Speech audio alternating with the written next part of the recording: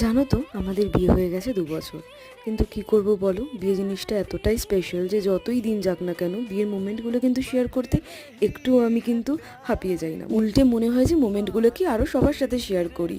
আর আজকে আমরা গিয়েছিলাম অষ্টমঙ্গলার জন্য আমার বম্মার বাড়িতে। ইনি হলেন আমার বম্মা।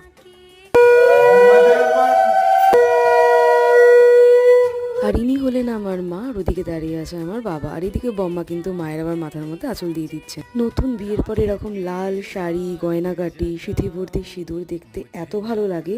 মানে হঠাৎ করে গ্যালারিটা ঘাঁটতে ঘাঁটতে ভিডিওটা দেখতে পেয়ে ভাবলাম যে না, এটাও শেয়ার করি। এই যে লাল শাড়িটা দেখতে পাচ্ছ পরে আছে, এটা কিন্তু গিফটে পাওয়া। তার সাথে হাতে যে সাদা রঙের ব্যাগটা, এটাও কিন্তু আমি গিফটে পেয়েছিলাম। আর এই যে বম্মাকে দেখালাম, এই বম্মাই কিন্তু আমাদের সম্বন্ধটা করে দিয়েছেন। মানে আমাদের কিন্তু অ্যারেঞ্জড ম্যারেজ।